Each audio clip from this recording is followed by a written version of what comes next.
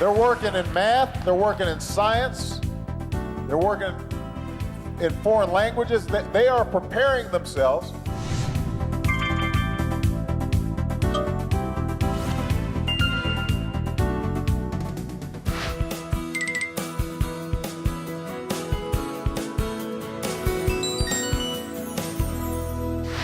지난 2주 동안 아이가 행복해야 나라가 산다 특집으로 자녀의 양육과 자녀의 안전을 다뤘습니다. 오늘은 마지막 3탄, 자녀의 교육에 대한 얘기를 좀 해보려고 합니다. 부모가 네. 아이를 낳는 걸로 부모의 의무를 다한 건 아니죠. 아이를 낳은 다음에 아이를 잘 교육시키고 또 안전하게 키우는 거. 이게 이제 부모의 의무라고 할 수 있겠는데요. 우리나라 아동복지법을 보면 네. 우선 아동보호자에 대한 정의가 아동을 보호하고 양육하고 교육하는 자, 그리고 그러한 의무가 있는 자 등으로 이제 정의되어 있고요. 네. 이 아동복지법에는 이 아동보호자가 아동을 안전하게 키워야 된다, 건강하게 키워야 된다, 어떤 신체적, 정신적 고통을 가하면 안 된다 등의 이런 보호자들의 책무가 규정되어 있습니다. 어쨌든 자녀를 키우고 계시는 분, 이런 분들이라면 1탄, 2탄, 오늘 3탄까지 쭉 시청하시면 분명히 도움이 되실 것 같아요. 꼭 봐주시고요. 좋습니다. 그러면 오늘 우리가 나눌 법은 뭡니까, 양진 변호사? 오늘 여러 가지 법안을 다룰 텐데요. 네. 그중에서도 가장 중점이 되는 법은 교육기본법과 초중등교육법이에요. 먼저 교육기본법 같은 경우에는 네. 우리나라 최초의 이제 교육기본법으로 48년간 시행되어 오던 교육법을 대체하기 위해서 1997년 12월에 새로 제정된 법률이고요. 이건 교육에 관한 국민의 권리 의무, 그리고 이제 국가와 지방자치단체의 책임을 정하고요. 그리고 교육제도를 어떻게 운영할 것인지 그런 기본적인 사항을 규정하고 있습니다. 우리 홍익인간 그러죠? 널리 인간을 이롭게 한다는 이념으로 교육을 차별 없이 받는다는 게 교육기본법 같은데 초중등 교육법 이거는 뭡니까? 교육기본법 구조에 따라서요. 네. 초중등교육에 관한 사항을 정한 법률이라고 보시면 되는데요. 역시 1997년 12월에 제정이 됐고요. 제정 당시에는 원래 유아교육에 대한 부분까지 사실 규정이 돼 있었어요. 그런데 2004년 1월에 유아교육법이 따로 이제 분리가 되면서 분리 제정이 됐죠. 법 얘기를 너무 하다 보니까 좀 힘들 것 같고 일단 그거 차차차 얘기하기로 하고 제 이름이 박지훈 아니겠습니까? 그렇죠. 이 뜻이 뭐냐면 지혜로울 지자에 풍류 훈자예요. 지혜가 풍류처럼 흘러라고 그렇게 된 것 같아 대충은. 예. 그래서 사실 그 당시에 지자 이름에 지혜로울 지자라든지 아니면 알 지자를 많이 써요. 맞아요. 주변에 지혜, 지은이, 지훈이, 엄청 많죠. 지은이, 맞아요. 지현이 많은데 양지은 변호사 지자는 그러네요. 제 지자도 역시 지혜 지자입니다. 잘 지었대. 내 똑같네요. 주변은 다 지혜 지자예요. 근데 이렇게 이름까지 네. 교육스럽게 짓잖아요. 그렇죠. 지혜, 알지. 근데 우리나라 부모님들만 비웃는 것 같은 지금 그건 아니죠? 부러워서 그렇습니다.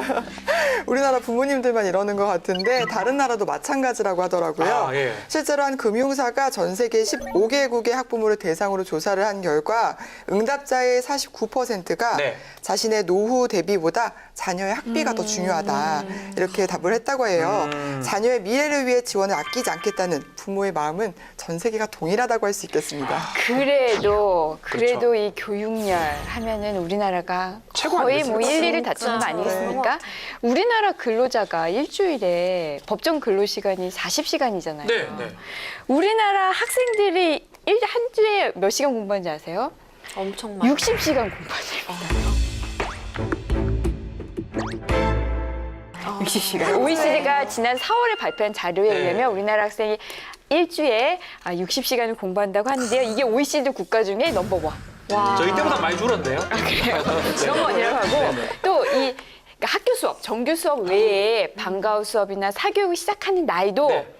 이게 OECD 국가 중에 또 넘버원. 제일 빨리 시작한답니다. 몇 9세. 9세. 근데 실제로는 그 나이보다 조금 더 빠른 것 같아요. 저도 이걸 보고 좀 충격을 받았는데 육아정책연구소에 따르면요, 네. 만 2세 아동 중에 36%가 사교육을 시작했다고 합니다. 아, 2세가 뭐 할 줄 안다고. 그러니까요. 48개월. 그리고 만 5세 아동의 84%가 사교육을 받는다고 하니까 정말 아기 때부터 사교육을 많이 시작하는 거죠. 저 같은 경우는 이제 개인적으로는 저는 그냥 아이들 좀 놀고 교육 안 받고 하면 좋겠는데 집에 있는 우리 아내의 생각은 조금 교육을 좀 시켜야 생각인 것 같아요. 그래서 항상 이렇게 그걸 다투는데 저는 이제 지금은 졌습니다. 아내가 하는 대로 놔두는데 사교육 좀 고민 안 됩니까, 영석 기자? 저도 비슷한 고민을 하고 네. 있어요. 저는 이제 양육자가 네. 저희 부부뿐만이 아니고 양가 부모님들도 도와주시다 그렇죠. 보니까 이 교육에 관해서 이제 아무래도 아닌 간섭들을 많이 이제 하고 그렇죠. 그럴 계세요. 수밖에 없겠죠. 그렇기 때문에 뭐 저 같은 경우에는 좀 아이가 좀 자유롭게 좀 뛰어놀 시간도 필요하고 심지어 멍 때리는 시간도 좀 필요하다고 저는 계속 생각하거든요. 멍 때려도 된다고 생각합니다. 네, 좀 만화책도 좀 보고 네. 그래야지 된다고 생각하는데 교육에 좀 플랜을 가지고 임해야 한다 그렇게 생각을 하시는 부모님이 좀 계셔서 남편은 어떻게 생각하세요? 남편도 좀 그런 편이에요. 그래서 좀 대립이 있다가 이제는 좀 아이의 숨통을 틔워주는 차원에서 제가 네. 좀 적극적으로 개입을 해야 하지 않나 그렇게 생각하고 있습니다. 저희 모든 집에 남편은 고민이 있네요. 네, 저희 남편은 항상 우리가 부유하지 않으니 우리가 자식에게 남겨줄 거는 자식이 열심히 공부해서 혼자 스스로 자립하게 하는 거 그거밖에 없다라는 생각에 부모님 세대 아닌가요? 엄청난 교육력을 갖고 있어요. 네. 아이가 5개월 때 이 강남의 모 독서 토론 학원을 5개월? 예약을 했어요. 5개월? 네, 그래서 올해 9월부터 다녀요. 자, 올해 9월 아니죠. 내년 9월부터 다녀요. 내년 9월부터 다니는데 문제는 네, 문제는 이 아이가 그때 말이 과연 되겠느냐. 무슨 이게 독서 토론학원이잖아요. 그래서 제가 그 학원에 전화를 해봤어요. 네. 전화를 해서 이제 예약이 우선 그 대학 대기자 명단에 걸어놓은 거거든요. 그랬더니 저 그 말도 못하는 애들인데 독서 토론이 됩니까? 했더니 약간 머뭇해지더니 그거 한대요. 다 수업을 한대요. 근데 제가 충격받는 게 뭐냐면 우리 아이가 5개월 때 그 대기를 걸었는데 이미 1학기에는 인원이 다 찼고 2학기서부터밖에 다닐 수가 없대요. 와. 그러니까 이 교육열이 어마어마한 거예요. 이거요. 제가 이제 아이들 어릴 때부터 항상 그 영어 공부해라 해가지고 바바 블랙십 해뷰엔 맨날 불러줬어요. 지금 초등학생인데 기억을 못해요 애들이. 그러니까요. 영어 전혀 기억 못합니다. 난 이해가 안 됩니다. 아니, 저는 근데 연애 때부터 저는 좀 애 교육을 이렇게 시키고 싶지가 네. 않아가지고 연애 때부터 우린 그냥 애 낳으면은 산골에 있는 학교 보내자. 좀 많이 좀 놀게 하고 싶다 그랬는데 또 주변에 언니들 보면 자기도 그렇게 생각을 했다. 네. 하지만 애 친구들이 학원을 가니까 안 보낼 수가 없더라. 막 이렇게 말씀하시더라고요. 비교가 될 수가 있으니까요. 그렇죠. 저도 뭐 애가 없어서 깊이 생각은 못 해봤는데 저도 이제 주변에 나는 애 키우면 그렇게 이제 빡빡하게 안 키울 거야라고 얘기를 하지만 언니들이 주변에서 다 그래요. 너도 낳아봐라. 나도 낳기 전엔 그렇게 생각했다라면서 그렇죠. 어쩔 수 없이 보내게 되는 그런 상황들이 좀 생긴다고 하더라고요. 이렇대요. 네. 나는 안 보내고 싶어도 안 보내면 아이가 놀 친구가 없답니다. 맞아요. 다들 학원 가 있어서. 그것도 말이 많네요. 저는 거기 가 있으니까. 그쵸. 이 교육에 대해서 진짜 고민이 많은 만큼 이걸 해결하는 엄마들도 정말 다양하다 그럽니다. 이 신조어들이 많은데 자녀의 축구 연습도 지켜본다는 사커만 있고요. 사커만. 유명하죠. 그리고 이제 사커만보다 정보력이 뛰어나서 아이의 재능을 빨리 일깨워주는 알파맘이고요. 알파맘이 있고 공부보다는 자연스럽게 뛰어놀기 좋아하는 북부 유럽이죠. 스칸디맘이 있습니다. 스칸디맘. 북부 유럽식 맘. 그리고 이제 극강의 교육열로 학원 막 다니면서 드라마 소재로 썼죠. 돼지맘이 있습니다. 돼지맘. 정말 여러 종류의 마음들이 있는데 과연 우리 시청자 여러분 중에 특히 아이를 키우는 마음은 어떤 마음인지 한번 생각해 봐야 될 것 같습니다. 우리가 학교 다닐 때는 이 정도였는지 잘 모르겠는데 어땠습니까? 양윤선 기자님은? 저는 지금 현 이해찬 의원님이 네. 교육부 총리실 때 수시 입학 제도를 신설을 하셨어요. 아. 제가 이해찬 2세대입니다.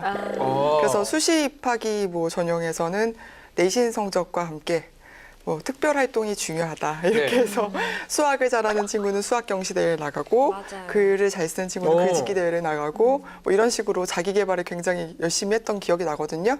변종이 돼서 예. 글을 잘 못 쓰는데도 글짓기 학원을 다녀야 하고 발표를 잘 못하는데도 웅변을 학원을 다녀야 하는 그렇죠. 그런 좀 문제가 생기긴 했었지만 저도 그래서 이런 글짓기 대회 같은 거 많이 나갔었던 것 같아요. 양진 변호사도 비슷하죠. 그쵸. 저는 실제로 수시입학을 했어요, 전 대학을. 그래서 쉽게 들어가는 겁니까 그러면? 쉽지 그건 안 돼요? 않았어요. 내신 성적을 얼마나 신경 썼어야 되는데 저희 잘 저런 몰라서. 상태로 다니느라고요. 네. 얼마나 저도 사실 과외를 많이 했거든요. 네. 그래서 저는 기억나는 게 전 외고 나왔으니까 외국어를 많이 이렇게 좀 해야 된다라 그래가지고 뭐 토익, 토플 과외도 막 하고 그러니까 이미 고등학교 때 그게 좀 시작이 됐던 것 같아요. 저희 때도 공부를 엄청 많이 하긴 했는데 저희는 수능 첫 번째 제가 쳤었어요.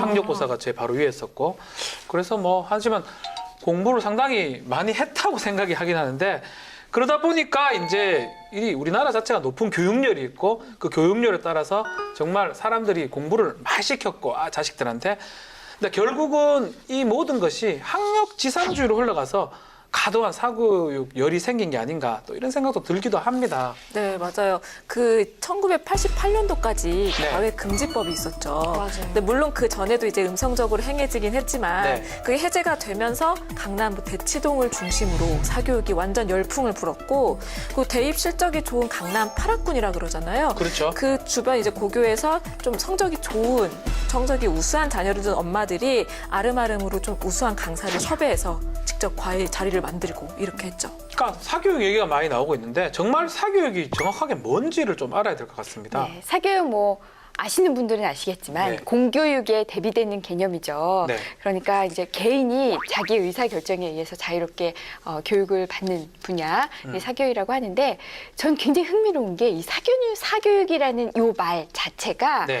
1962년에 이제 처음 얘기가 됐대요. 이야, 진짜요? 보세요. 1962년이면 우리나라 진짜 지질이 못 살 때 못살 아닌가요? 때죠. 먹고 살기도 보릿고개 힘들 있을 때인데 때죠. 네. 그때도 이미 교육력이 엄청나서 그때부터 사교육이라는 얘기가 나왔던 거죠. 민족성인가 봐요. 이야, 대단한 나라입니다. 대단한 나라죠. 예. 대단한 나라. 비아냥거리죠. 1960년대는 네. 중학교 진학, 70년대는 고등학교 진학, 80년대는 대학교 진학을 그렇죠. 위해서 입시 준비 교육이 사교육이 이제 필수적인 교육 형태로 자리를 잡았다고 할 수 있겠는데요. 그럼 현재의 사교육 문화는 어떠냐? 네. 초등학생 자녀의 사교육과 관련한 설문조사를 한 결과요. 학부모 10명 중에 6명은 사교육이 필요하다고 답했다고 합니다. 또한 사교육에 대한 학부모의 인식조사에선 앞으로도 사교육이 줄어들 것 같지 않다는 대답이 73%로 가장 많았습니다. 저희 어릴 때는 전 주산 학원에 다닌 기억이 나요. 주산은 지금도 잘합니다. 제가 암산 같은 걸 좀 하는데 그런 게 사교육일 것 같긴 한데요. 지금은 진짜 이 사교육 안 하면 좀 전에도 얘기했지만 아이들이 같이 놀 데가 없다고 또 할 정도로 그만큼 이 공교육 말고 사교육을 많이 한다고 지금 알려져 있는데 실제로 얼마 정도 지금 사교육이 지금 이루어지고 있습니까? 2017년에 네. 통계청에서 조사를 한 바에 따르면요. 초중고학생의 사교육 참여율이 67.8%예요. 절반을 훌쩍 넘기는 그 비율이 사교육을 받고 있다라고 봐야 될 것 같고요. 네. 학급별로는 초등학생이 80%로 가장 높았고요. 네. 중학생이 63.8%, 고등학생이 52.4%가 사교육을 받는다라고 응답을 했다고 해요. 박세 기자님 사교육 좀 받아보셨습니까? 저도 좀 받았죠. 근데 이게 되게 재밌는 게 사교육에도 약간 유행이 있는 게 네. MC님 같은 경우는 주산, 뭐 주산. 웅변 그 세대잖아요. 웅변 그렇죠. 했습니다. 잘하시네요. 이연사 하면서 맨날 배웠었어요. 네. 그때 유행이었는데 저 때는 이제 뭐 피아노나 뭐 맞아요. 미술 아니면 그 내신 챙겨주는 종합학원 이런 게 유행이었거든요. 오. 근데 지금 강남에서 좀 유행하는 게 어떤 걸까요? 강남에서 뭐 공부 가르치는 겁니까? 그렇죠. 줄넘기, 줄넘기요? 수영 수영. 농촌에서 해야 될 거 아닌가요? 그거를 학원에서 배운대요 사교육으로. 줄넘기를 배웠습니까? 스스로 해야 되는 거 아닌가요? 그거? 이게 왜 그러냐면은 네. 지금 뭐 아무래도 이제 공부를 열심히 하려면 체력이 중요하다라고 해서 체력을 키워주기 위해서 사교육을 시키고 이게 심지어 이제 강남의 학원들은 공부시키는 학원들은 네. 한 수업에 막 3시간씩 하고 그런대요. 와. 예. 그러니까 이 체력을 좀 보강시켜 주려고 대단합니다. 그런 줄넘기 학원 체육학원, 축구학원 이런 거 보내고. 근데 공부도 해야 되잖아요. 공부도 네. 해야 되는데 공부할 체력을 기르기 위해서 지금 체육학원 다니는 거잖아요. 이게 좀 이상한데, 그러니까 뭔가? 낮에는 쭉 공부하고 저녁에 운동하는 거예요. 왜냐하면 학원법에는 이 교습 시간 규제가 있거든요. 10시, 네. 밤 10시 넘으면 안 된다는. 그런데 이 학원법에 체육학원은 들어가지 않아요. 아. 그렇다 보니까 밤 10시 이후에는 이제 운동을 하는 거죠. 그래서 체육학원이 더 성명을 하는데 실제 조사를 보니까요. 지난해 초중고등학교 체육 사교육비, 체육만이에요. 네. 영수 이런 거 다 빼고 체육 사교육비만 1조 7천여 원이에요. 1조 7천여. 야, 이거 좀 차라리 공부를 좀 덜 시켜 놀아라 그러면 되는 거 아니에요? 이게 지난, 그러니까 재작년 대비 38.4% 거의 그렇게 증가했어요? 40% 가까이 증가했대요. 계속 아니, 쭉쭉 늘어나는 상식적으로 공부를 좀 덜 하고 휴식을 취하고 놀면 그만큼 체력이 되잖아요. 그러니까 이거 똑같아요. 술 잘 먹기 위해서 운동하는 거랑 똑같아요. 지금 제가 그랬거든요. 거예요. 술을 안 먹으면 술을 안 먹으면 되는데 차라리 술 안 먹지가 쉬면 그만인데 술을 잘 먹기 위해서 운동을 열심히 하면 조금 이해가 안 된다는 생각도 들면서도 우리 아이들이 조금 힘들다 이 생각이 듭니다. 근데 보니까 이 과외라든지 레슨을 예약하는 온라인 사이트도 좀 등장했다 그러는데 이게 대체 어떤 사교육이 있는 겁니까? 뭐 국영수사과 우리가 예상할 수 있는 네. 그런 주요 과목들, 주요 교과목 말고도요.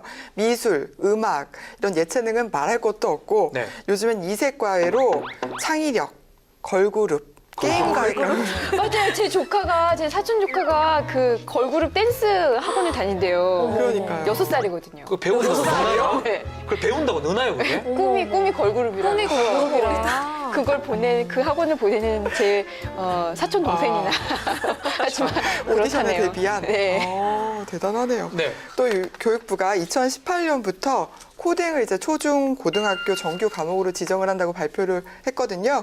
그 이후부터 코딩 유치원이 생겨나고 있다고요. 코딩이 그 컴퓨터 프로그래밍 하는 그 코딩입니다. 지금 그걸 배워서 뭐 하거라? 요새들은 다 해야 된대요. 그렇답니다. 저희만 모르는 거. 예. 그 한창 인기였던 영어 유치원 있었잖아요. 네네. 요새는 또 그 중국어 유치원이 맞아요. 인기라고 합니다. 맞아요. 근데 한 달 교습비가 200만 원에 육박하는데도 아까 말씀하셨듯이 대기자가 줄을 섰다고 하는. 제 주변에서도 자기 아이를 이렇게 영어 잘하게 하려고 한때 막 국제학교 보내고 이런 게 유행이었는데요. 그거 이제 한물 갔대요. 그래서 그 중국어도 배우게 하기 위해서 화교들이 가는 학교를 보내야겠다 이러면서 또 준비하는 친구도 봤어요.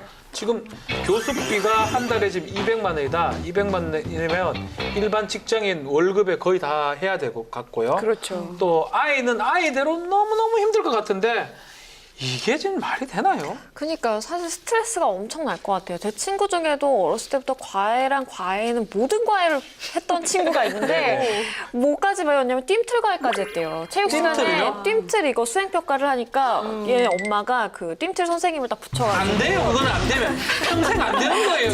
제 기억에는 체대 나온 선생님을 딱 붙여가지고 띰틀 과외를 그때부터 성공한 건가요? 제가 질문해 볼게요. 그래서 했는데 이제 사춘기에 얘가 질풍노도의 시기를 겪으면서 모든 걸 내려놔가지고 재수했던 그런 친구가 있어요. 근데 진짜 최근에도 한 교복업체 이제 조사에 따르면요, 청소년의 67%가 평소에 난 스트레스를 겪고 있다라고 대답을 했고요. 그 원인이 그럼 뭔가 하고 봤더니 50%가 넘는 학생들이 나는 학업 때문에 스트레스를 받는다. 이야, 아까 띰틀과에 안 된다니까. 그 친구 과외도. 맞아요. 네. 저 똑같은 친구 있었거든요. 네. 초등학생인데 과외를 6-7개를 했어요. 와. 그 친구는.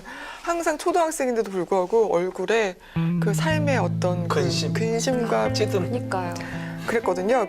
근데 그 예전에도 이랬었는데 요즘에는 뭐 얼마나 더 할 게 많겠어요. 궁금한데 그 친구분 뭐 하고 계세요 지금? 뭐 대학 행복한 것 같아요? 뭐 그냥 아, 무난합니다. 네, 무난합니다. 네네네. 아 근데 이게 아이들도 힘든데요. 부모들도 힘들어요. 이게 정말 한 영어 전문 기업이 학부모를 대상으로 조사를 했는데요. 그 자녀의 새 학기를 앞둔 학부모의 79.6%, 약 80%가 경제적인 부담을 느낀다. 더 많을 것 때문에 같은데. 더 많을 것 같은데 이렇게 대답을 했고 또 부담을 주는 지출 항목으로는요. 사교육비가 77.4%로 가장 많았어요. 저도 답답합니다. 이게 많을 들으니까. 수밖에 네. 없죠. 네. 제가 앞서서 체육 부분에 대한 네. 초중 고등학교 사교육비가 1년에 작년 기준으로 1조 7천억 원이라고 말씀드렸잖아요. 전부 다 사교육비 전부 다 합쳐서 작년에 초중고 사교육비 조사를 해봤더니요. 네. 18조 1천억 원이라고 합니다. 18조 참. 그럴만한 것 같아요. 채용만 1조 7천억일 정도면 그럴만하죠. 그 사교육 참여율이 네. 67.8%라고 하셨잖아요. 진짜요? 근데 그 중에 월 평균 50만 원 이상 사교육비로 지출하는 그 학생은 17.1%로 가장 많은 비중을 차지했다고 합니다. 옛날에 이제 과거에 소를 팔아가지고 소를 팔아서 대학을 보냈었거든요. 그래서 이 상아탑이 아닌 우골탑이라고 그랬어요. 지금은 엄마의 뼈를 팔아야 돼요. 모골탑이라고 해요. 모골탑. 모골이 송연하다 그러는데 자, 심지어 이제 이 교육비를 마련하기 위해서 정말 빈곤층으로 전략하는 이게 에듀표라 그래요. 에듀표도 많다고 그러는데 왜 이렇게 사교육이 없어지지 않는 겁니까? 왜겠어요? 간단하죠. 우리나라 같은 경우는 입시 위주의 교육이 워낙에 네. 그 교육 방식을 강조를 하고 있기 때문에 좋은 대학에 가기 위해서는 이제 목숨을 걸고 공부를 할 수밖에 없는 상황이 되는 거죠. 실제로 통계청의 사교육 그 수강 목적별 특성 분포 조사에 따르면요. 네. 사교육을 이유로 학교 수업 보충이 77%, 그리고 선행 학습이 44%로 나타났고요. 이에 과거부터 현재까지 이어온 사교육 문제의 가장 큰 원인이라고 볼 수가 있겠습니다. 두 번째로는 우리가 특집을 진행하면서 계속하고 있는 얘기잖아요.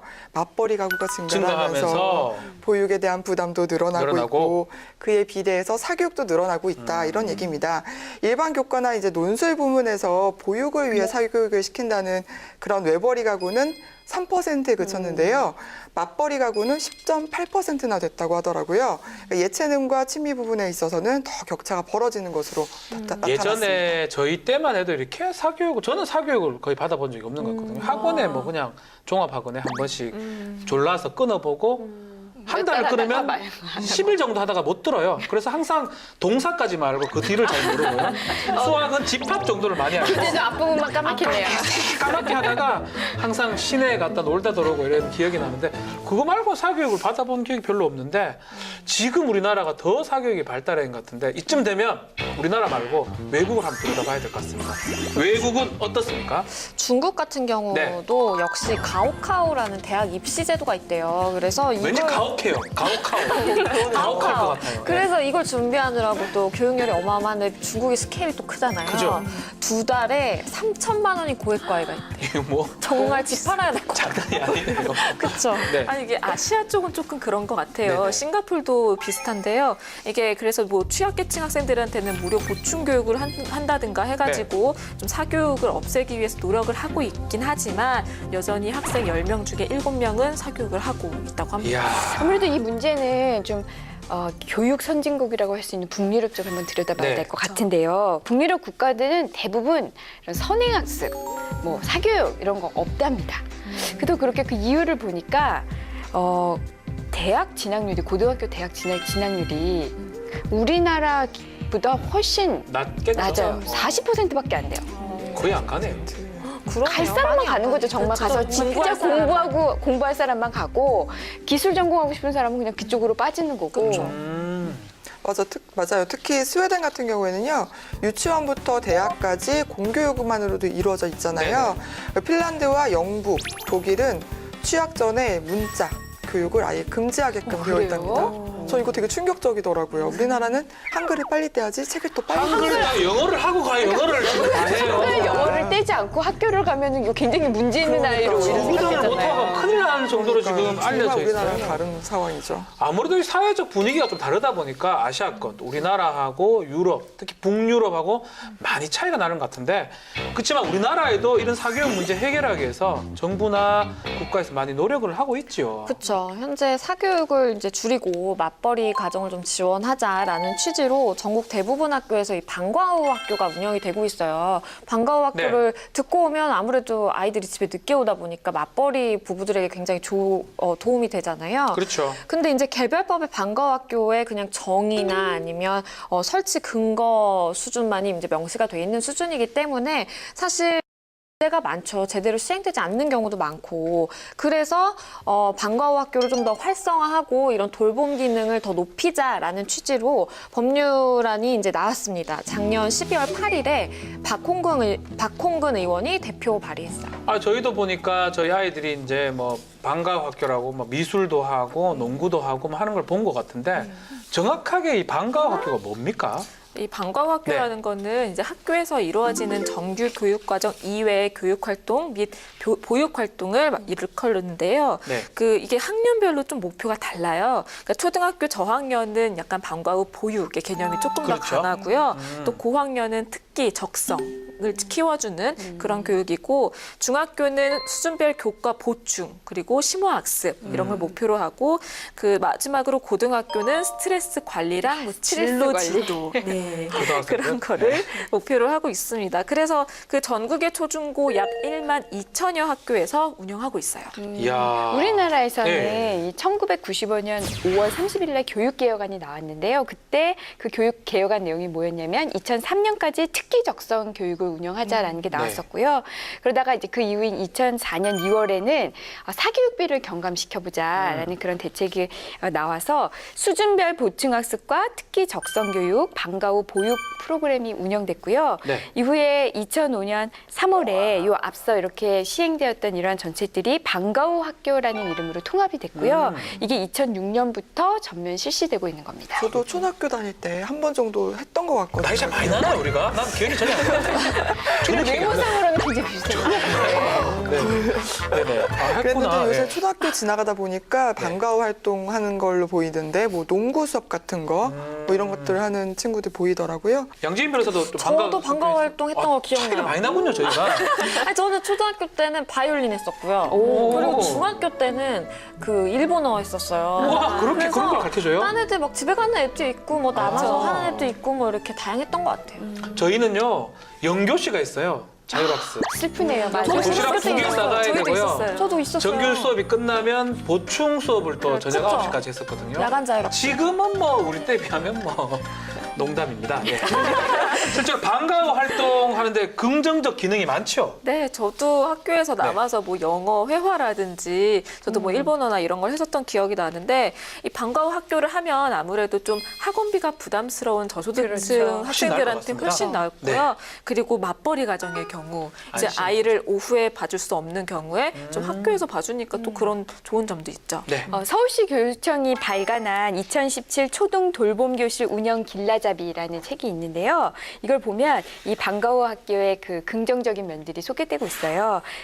사교육비가 경감시킬 그렇죠. 수 있고, 또 이 도시 저소득층과 농어촌 학교의 교육 격차를 완화시킬 수 있고요. 아까 말씀하신 맞벌이 부부 이런 돌봄 서비스 외에도 진로 개발, 아이들한테 뭐 일본어도 가르쳐보고 가르치고, 이것도 가르쳐보고 발레도 하면서 가르치고. 예, 그런 진로 개발에도 도움을 줄 수 있다라고 나와 있습니다. 얼마 전에 교육출판 회사에서 조사한 거에 따르면 10명 중에 8명이 방과후 학교를 만족한다라고 지금 하고 있고, 특히 그중에 74% 정도는 수업도 정말 만족한다고 지금 하고 있습니다. 맞아요. 제 주변에 학부모인 친구들 많잖아요. 제가 뭐 이런 학원을 막 보내야 된다며 이런 얘기를 했더니 요새는 방과후 수업이 굉장히 잘 돼 있어서 그것만 잘 활용하면, 그 방과후 수업이 잘 돼 있는 학교만 보내면 굳이 따로 그런 학원을 보낼 필요가 없다, 이런 얘기를 하더라고요. 아니, 사교육비 경감도 36%로 도움 받았다라고 1위가 됐는데, 이런 좋은 결과인데 박홍근 의원님은 왜 또 이걸 발의했습니까? 이게 방과후 학교 문제, 그 학교에 문제가 있는 게 아니고요. 네네. 방과후 학교 운용에 문제가 있는 아. 거예요.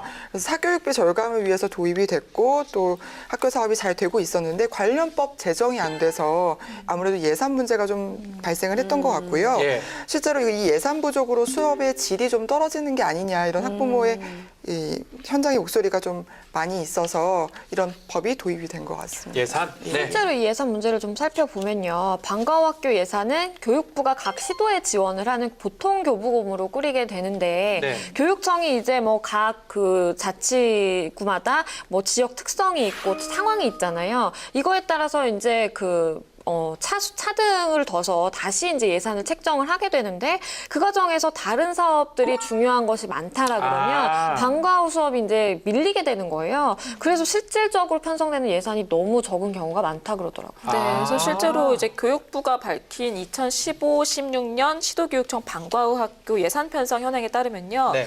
지난해 방과후 학교 전체 교부액이 5,539억 원이었거든요. 네. 근데 실제로 편성된 금액은 2,965억 원, 약 54% 정도에 그쳤어요. 그렇게 돈이 부족하니까 당연히 이 방과후 학교의 공급이 부족하겠죠. 네네. 게다가 수업의 질이 떨어지는 거죠. 좀 더 그렇죠. 예산이 더 풍부하면 더 좋은 선생님 그렇죠. 모시고 더 좋은 프로그램을 제공할 텐데 그게 안 되니까 결국에는 다시 학원을 찾는 학생들이 많아졌다고 합니다. 네. 실제로 통계청에 따르면요.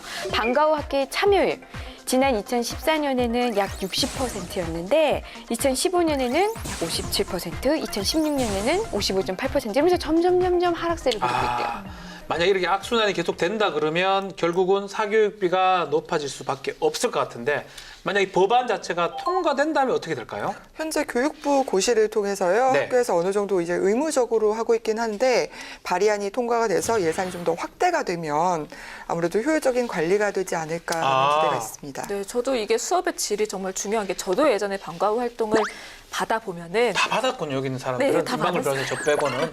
네. 근데 이제 정말 좀 그러니까 뭐 비정규직 그 선생님이나 잠깐 왔다 가시는 선생님들이 계세요. 네. 그러면은 아이들도 별로 흥미를 느끼지 못하고 수업의 질도 좀 떨어지다 보니까 크게 좋은 점이 없었는데 그래서 이렇게 좀 법안으로 관리가 되고 예산이 편성이 좀 많이 되면 수업의 네. 질이 좀 높아지지 않을까. 네. 현재 위원회 심사 중인데 만약에 통과가 된다 그러면 방과 학교가 더 좀 질이 높아질 거라고 생각이 듭니다. 또 맞벌이 부부의 어떤 사교육비가 좀 절감되지 않을까 생각이 들면서 이번에는 공교육에 대해서 좀 얘기를 나눠봐야 될 것 같습니다. 우리나라가 의무교육을 지금 하고 있죠? 그렇죠. 네. 의무교육 무조건 어쨌든 다녀야 되는 교육입니다. 네, 우리나라 맞습니다. 헌법과 교육기본법에 의하면요. 모든 국민은 능력에 따라서 균등하게 교육을 받을 권리가 있다라고 되어 있고요.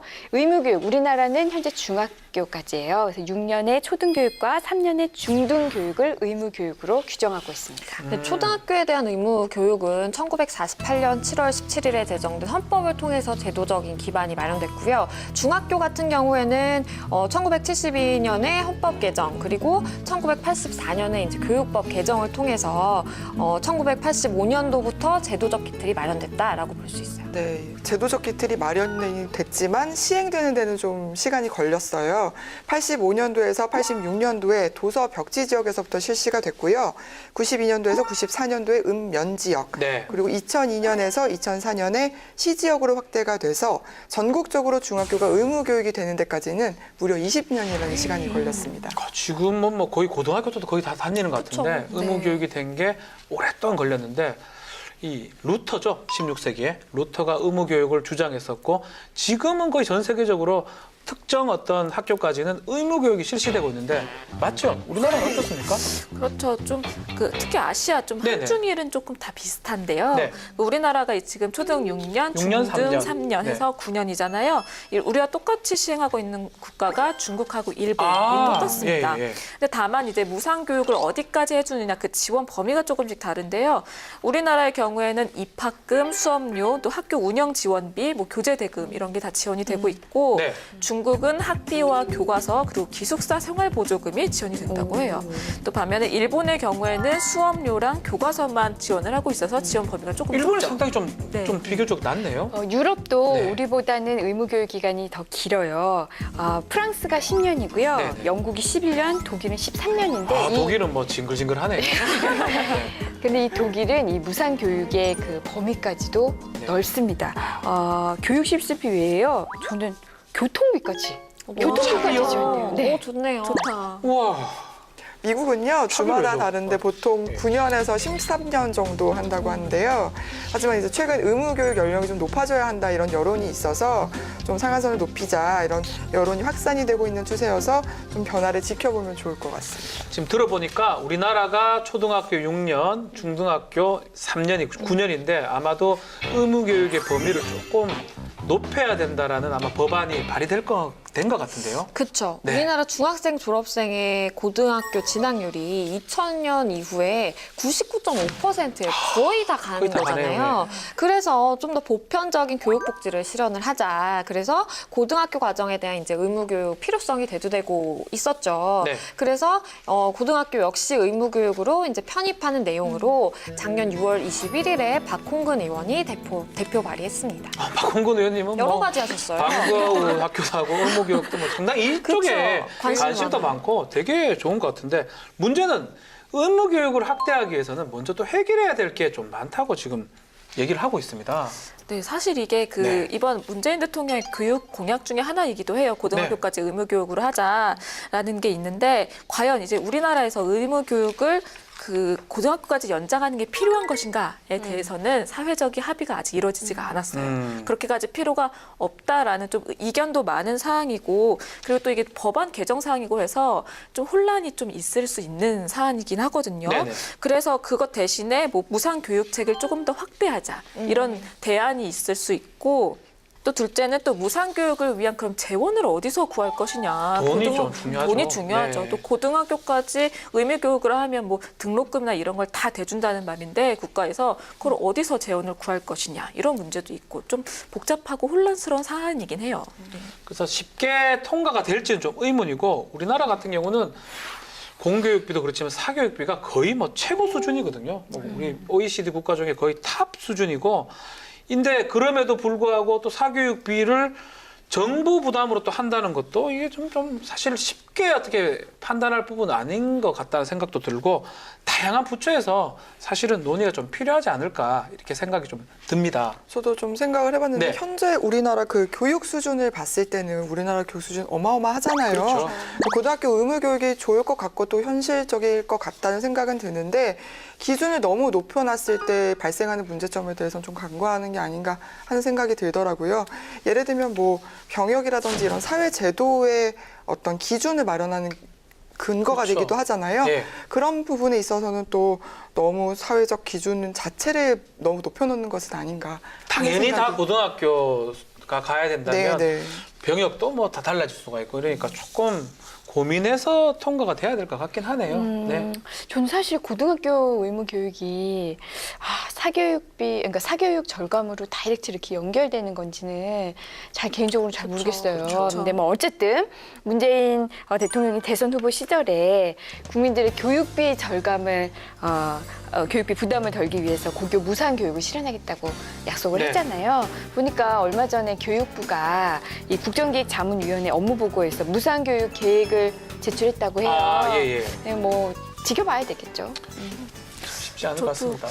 예전에 우리 저희 자녀의 육아 얘기할 때 네. 자녀 키우는 게 개인의 몫이 아니라 사회의 몫이라고 했었잖아요. 한 마을에서 키워야죠, 한 명을. 그렇죠. 한 예. 마을에서 키워야 된다고 얘기했잖아요. 했었어요. 그래서 이 교육도 저도 그러면은 이제 국가의 책임으로 들어가는 거니까 좋은 방향이라고 생각은 되는데, 앞서 말씀드렸다시피 이게 좀 사회적으로 좀 큰 사안이고 그렇기 때문에 조금 더 신중하게 토론과 논의가 필요하다라고 생각을 합니다. 네, 지금까지 자녀의 교육 문제에 대해서 지금 얘기를 나눠봤는데, 사실 근본적 문제는 교육보다는 사회적 분위기가, 아니면 사회적 합의가 중요한 게 아닌가 생각이 드는데, 우리나라 문화가 바뀌기 전에는 교육개혁도 쉽지는 않을 것 같습니다. 그렇죠. 사실 부모가 고소득이어야만 자녀의 이제 사교육을 감당을 할 수가 있고, 그렇게 사교육을 받은 아이가 결국에는 명문대를 진학을 해서 또 고소득 연봉자가 되고, 이 이제 세습 구조가 사실 우리나라에 아직도 만연하다는 게 많은 지적들이 있어요, 사실. 네, 맞습니다. 실제로 교육부와 통계청의 사교육 의식조사에 따르면요, 자녀에게 사교육을 시키는 이유로 취업 등에 있어 출신 대학이 중요하기 때문이라는 대답이 1위를 차지했습니다. 여기에 대학 서열화나 학벌주의가 쉽게 변하지 않을 것이라는 부정적 전망이 더해지면서 자녀를 위한 사교육을 멈출 수 없다는 입장이 대다수를 차지했습니다. 제가 며칠 전 읽은 포스팅이 생각나요. 이게 우리나라 교육력을 어떤 현상에 빗댔냐면요. 영화관에 가서 다 같이 이렇게 편안하게 영화를 보는데 맨 앞 사람이 일어서는 거예요. 때려야죠. 예, 말씀하세요. 그럼 뒷사람도 일어나고 뒷사람도 그렇죠, 일어나고 그렇죠, 뒷사람도 다 일어나야 되거든요. 지금 우리나라의 이 사교육 열풍이 이와 비슷하다는 거예요. 굳이 다 앉아서 보면 되는데 다들 불편하게 일어나서 본다는 거죠.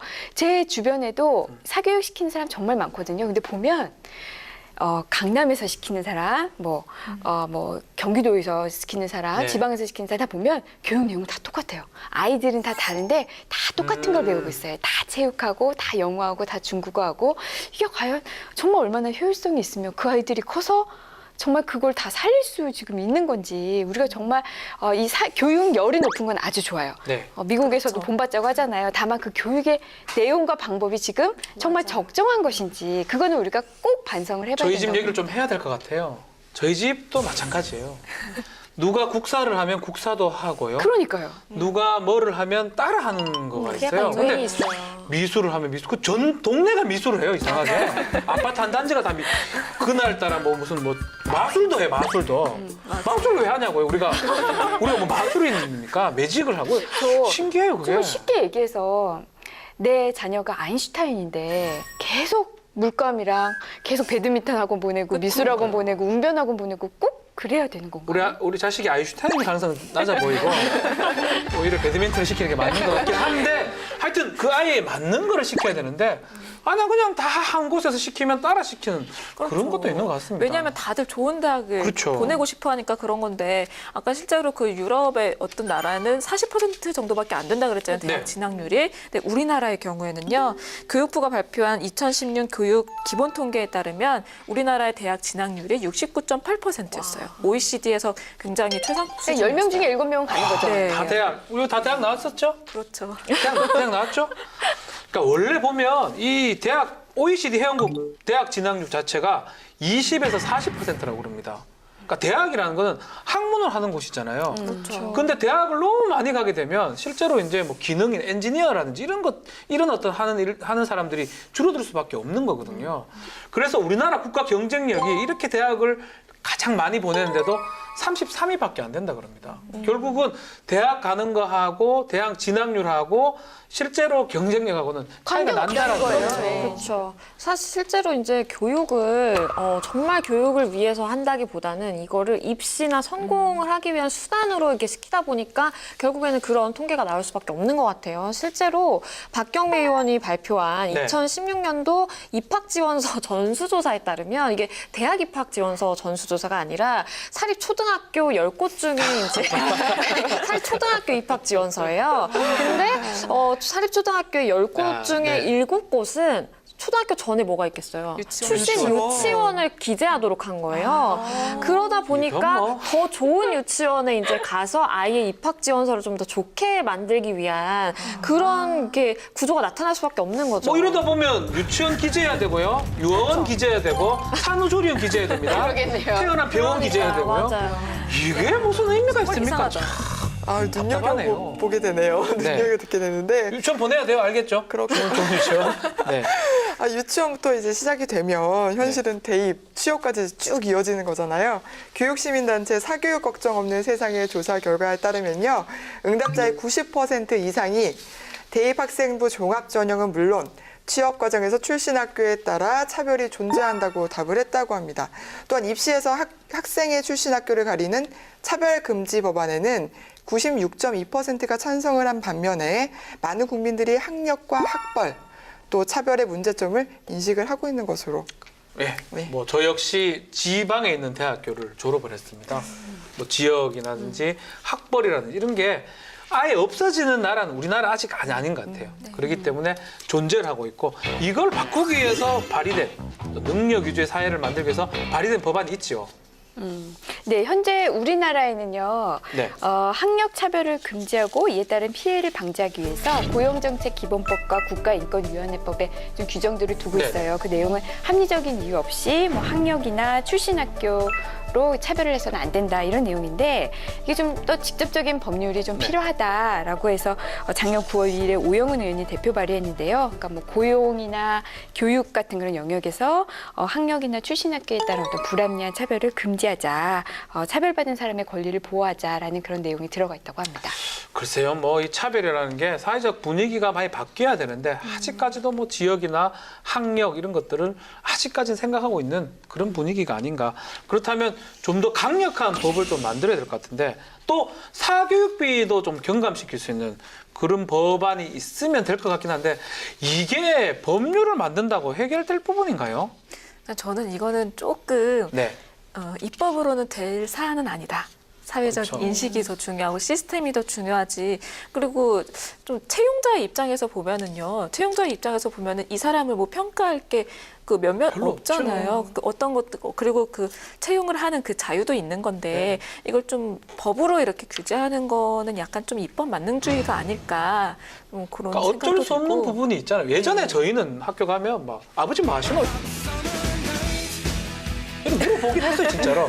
지금은 그렇지는 않거든요. 아버지가 뭐 하든 뭐 상관이 없는데 아직까지도 채용하는 입장에 봤을 때는 이 사람이 무슨 전공을 했고 어떤 대학교를 나왔고 어떤 학교를 나왔다는 거는 중요할 수밖에 없는 것 같고 아직까지는 그걸 입법을 해서 뭐 처벌한다든지 뭘 한다 해가지고 갑자기 바뀌지는 않을 것 같긴 합니다. 그래서 그렇죠. 그 관련해가지고 이번에 뭐 블라인드 채용을 지시를 그렇죠. 했잖아요. 네. 기업에서 이거 하겠다라고 하면 그건 좋죠. 그렇게 그렇죠. 하면은 차별이 철폐가 되는 건데 이렇게 법으로 하는 건 조금 위험하지 않을까라는 그러니까 공기업에서 채용을 한다고 그러니까 네, 블라인드 채용 블라인드로 한다고. 하면 좋은 건데 기업들한테 다 이걸 하라 그러고 안 하면 처벌할 수 있는 어떤 그런 것들을 한다 하는 거는 아직까지는 조금 어렵지 않을까 생각이 듭니다. 사실 이제 채용자 입장에서 보자면 능력 중심으로 우리가 뽑겠다라고 하더라도 이게 어떤 지표가 있어야 되는 거거든요. 근데 그 사람이 이제 사회 초년생이 어떤 지표가 없다 보면 뭐 학교나 뭐 학력이나 이런 걸 사실 볼 수밖에 없는 게 현실인 것 같아요. 그래서 저도 이것만으로는 사교육비가 크게 줄어들 수 있을까라는 좀 의문이 생기기도 하는 것 같아요. 네. 이게 사실 관상복 예전에 뽑기도 했습니다. 맞아요. 관상도 관상. 봤었어요. 어떤 관상도 대기업에서 봤죠. 관상도 맞아요. 보고 그랬죠. 성적도 보고 학교도 보고 지역도 보고 이랬었는데 그 관상 보고 이런 건 아닌 것 같고요. 그렇지만 이제 학교 이런 걸 완전 배제하기는 조금 어렵지 않을까 그렇게 생각은 좀 듭니다. 네. 제가 얼마 전에 네. 기회의 평등이 이 결과의 평등을 보장해 주지는 않는다 이런 글을 봤는데 네. 정말 공감이 되더라고요. 실제로 이 요즘 자소서를 보면 블라인드 채용이 좀 확대가 되는 추세이다 보니까 대학을 못 쓰게 하니까 뭐 신림동에서 봉사활동을 했다. 고시원에 있었나? 그 학교겠네. 그죠? 그러니까 뭐 신촌에 있는 여대를 졸업을 했다. 뭐 이런 신촌에 식으로. 있는 대학다 네, 여대. 여대를 졸업을 예, 했다. 뭐 이런 식으로 이제 명문대를 상징할 수 있는 어떤 지역명이나 이런 것들이 이제 조합을 해서 넣는 경우가 많다고 하더라고요. 그러니 이런 선언적인 가이드라인 말고 좀 구체적인 대안이 나오면 어떨까? 예를 들면 블라인드 채용을 한다고 했을 때 네. 이제 여러 가지 뭐 학력이라든지 그런 걸 쓸 수가 없으니까 직무 연관성에 맞게 평가를 할 수 있는 어떤 제도를 개발을 한다든지 그러면 좋을 것 같습니다. 맞아요. 그러니까 제가 제 주변에서 이제 그 이런 사원을 뽑는 신촌에 그런 있는 분과 아니요 그런 거 얘기를 나눠봤는데 그분은 이제 자기는 학벌이 좋은 사람, 좋은 학교를 나온 사람을 뽑는데 그 이유가 얘가 우수하네 뭐 이런 게 아니라 그 학교를 나왔다는 거는 얘가 최소한 고등학교 때 어느 정도 성실했구나라는 거를 표시한다는 거예요. 그러니까 그분의 말도 당연히 일리가 있거든요. 맞죠. 왜냐하면 뽑는 기준이 서류니까 서류에 있는 걸로만 보고 능력을 뽑아야 되니까. 그러니까 우리가 이거를 좀 해결하려면 그러니까 똑같은 능력인데 학교만으로 차별하면 안 된다는 거거든요. 학교가 다르고 능력도 다르다면 당연히 그 능력에 따라 뽑아야 되는 거잖아요. 그러니까 뽑는 방법을 그러니까 그 채용하는 방법, 채용 방법을 좀 더 꼭 학교 외 말고 다른 방법으로 개발하는 그게 더 중요해요. 비슷한 얘기를 제가 들은 적이 있어요. S대 법대 출신 변호사가 왜 훌륭하냐고 봤을 때 너무나 기계처럼 성실하다는 거예요. 저는 그런 학교는 아니지만 그러기 때문에 하지 뭐 근데 실제로 뽑았는데 못하는 사람도 있다고요, 당연히. 그건 학교가 중요한 게 아니기 때문에. 그래서 지금 봤을 때는 이게 한 번에 모든 것이 학벌이라든지 뭐 지역이라든지 이런 것들이 바뀌긴 좀 어려울 것 같고 점진적으로 사회적 분위기가 바뀌지 않을까. 또 언젠가는 좀 우리 아이들이 좀 컸을 때 더 평등하고 행복한 사회가 되지 않을까 생각이 듭니다. 이 자녀 교육과 관련해서 추가로 좀 제정됐으면 좋을 만한 우리 아이 곧 가질 우리 박세 기자님. 저는 그 예전에는 네. 개천에서 용났다 이런 말이 되게 많았잖아요. 많죠. 근데 예. 요즘에는 그런 사례가 별로 없어요. 요즘에는 뭐 부모의 뭐 소득 수준이나 뭐 나아가면 조부모의 소득 수준에 따라 이 아이의 성공 여부가 달려 있다. 결정 난다 그러잖아요. 네, 그렇게 말씀하시니까 좀 개천에서 용날 수 있는 교육을 만드는 게 제일 중요하지 않을까 이렇게 생각을 합니다. 네, 알겠습니다. 마지막으로 교육부에서 발표한 2017년 달라지는 교육제도 양진 변호사 한번 설명해 주십시오. 네, 달라지는 교육제도와 법규 사항은 총 5개인데요. 네. 첫 번째로는 학생 참여 중심 수업과 다양한 이제 체험 활동이 일반 학기에도 이루어질 수 있도록 자유학기제 시범학교가 운영이 됩니다. 괜찮네요. 괜찮은 것 그렇죠. 같아요. 예. 그 두 번째는 이게 학교마다 사실 학생부를 기재하는 기준이나 이런 게 다 다르잖아요. 다르죠. 근데 그거를 조금 더 구체적으로 기술하게 해서 조금 더 이제 평등하게 만들겠다. 학생부의 신뢰도와 공정성을 공정성을 높이겠다라는 것도 있고요. 세 번째는 이제 특수학급에도 진로나 직업교육을 위한 시설과 예산 이런 지원 근거를 마련한다라는 네. 내용도 있고요. 괜찮네요. 그리고 개인 과외 교습자 같은 경우에 주거지 출입문에 개인 과외를 알리는 이 표지를 부착해야 실효성이 실효성 있을까요? 내용도 있어요. 어쨌든 영어 있고요. 가르쳐 줌 뭐 이렇게. 그렇죠. 그리고 마지막 5번째로는 저소득층에 대한 국가 장학금 지원 그리고 다자녀 장학금 지원을 확대한다. 아, 이거 좋네요. 라는 것도 괜찮네요, 있어요. 이거. 네. 그래서 이건 교육부랑 기재부가 2017년부터 이렇게 달라집니다라는 제목의 이제 책자를 냈거든요. 그걸 참고하시면 좋을 것 같아요. 네, 제도가 상당히 괜찮고 좀 관심 있는 분들은 책자라든지 이거를 좀 참고했으면 좋겠습니다. 우리가 3주간 우리 아이를 어떻게 건강하고 행복하게 키울지 좀 얘기를 나눠봤는데 저 같은 경우는 사실 아이에 대해서 별로 생각 안 해봤던 것 같아요. 아내한테 다 맡기고 그런데 요 3주간 하면서 조금 생각이 조금 자라났다고나 할까? 그런데 여러분들은 어떻습니까? 지금 아이 키우고 있는데. 이제 10개월을 바라보는 딸아이를 네. 키우는 이 엄마 입장에서 굉장히 많은 거를 생각하게 한 그 시간들이었고요. 특히 오늘 같은 경우만 해도 이 아이를 어떻게 가르칠 것인가. 네. 이 4차 혁명이 큰일 눈앞에 났어요. 들어온 지금 이 상황에서 아이를 어떠한 방향으로 빨리 교육하고 학원 보내요. 사교육. 학원 보내면 그 방법 이제 안 된대요. 안 돼요, 21세기는 예. 아니래요. 그래서 정말 고민을 많이 하게 한 그런 시간이었고요. 이 녹화 끝나고도 엄청 공부하고 고민해야 될 것 같아요. 양 기자님. 우리 저도 아이. 고민이 좀 많았던 방송이었던 것 같습니다. 저도 이제 육아를 좀 많이 맡겨놓고 좀 방치하고 그렇죠. 있었는데 제가 좀 주체가 돼서 바라봐야 될 것 같다. 고민을 해야겠다. 아빠 같아요 지금 보면 제가 대화를 나누다 보니까 저랑 마인드도 비슷하고 우리 남편분이 좀 아이를 키우는 것 같고 저랑 생각도 비슷한 것 같고 아빠 같다는 느낌이 좀 들기도 하는데 좀 아빠 좀 탈피합시다. 네, 우리 박 기자님도 이제 곧 아이를 할 건데. 네, 저는 그리고 이제 육아랑 이제 교육이랑 계속 이제 공부를 하면서 느끼는 게 뭐냐면은 그러니까 우리나라가 대학을 가야지만 꼭 성공한다. 네. 이런 그 사회 구조 자체를 조금 변혁을 시켜야 이게 교육이나 뭐 보육이나 이렇게 나아지는 대학을 거지. 가야만 성공한다가 아니고요. 대학을 안 가면은 좀 이상한 사람이 됐죠. 그렇죠. 지금은. 그러니까 네. 그러니까 뭐 유럽 같은 경우에는 엔지니어도 그 자체로서 되게 인정을 그렇죠. 해주고 봉급도 비슷하고요. 안 갑니다. 왜 갑니까 이래요. 그렇죠. 독일 같은 데는. 네. 그렇죠. 그러니까 사회 분위기 자체가 약간 좀 그런 식으로 각자 이제 능력을 존중해주고 각자의 직업도 존중해주는 그런 사회로 조금 변화가 돼야 될 것 같아요. 그렇게 변하면 아이들이 행복하게 공부를 하고 건강도 더 좋을 것 같아요. 너무 공부하면 건강이 안 좋아지잖아요. 맞아요. 생각이 들기도 합니다. 나중에 아이를 네. 낳으면 운동을 시켜보고 싶은 마음도 사실 있거든요. 네. 여자 골퍼 되게 멋있잖아요. 네네. 그래서 어렸을 때부터 좀 다른 걸 많이 시켜보는 그런 엄마가 되기 위해서 좀 초연해져야 되겠다라는 생각이 들어요. 지켜보겠습니다. 지켜봐 주세요. 쉽지는 않아요. 왠지 쉽지는 않아요. 학원에서 우리 애랑 만날 것 같은 생각이 드는데요. 딴 사람들 다 공부하고 있는데 혼자 공 치고 있으면 이분 교육의 메카 대치동에 사십니다. 제가 지켜볼 거예요. 그리고 이제 공을 치다가 곧 알게 돼요. 이게 해서는 안 되는 일이구나. 알게 됨에도 불구하고 되겠구나. 밀어붙이기가 쉽지 않기 때문에 사실은 모든 엄마 아빠가 고민하는 부분이 아닌가.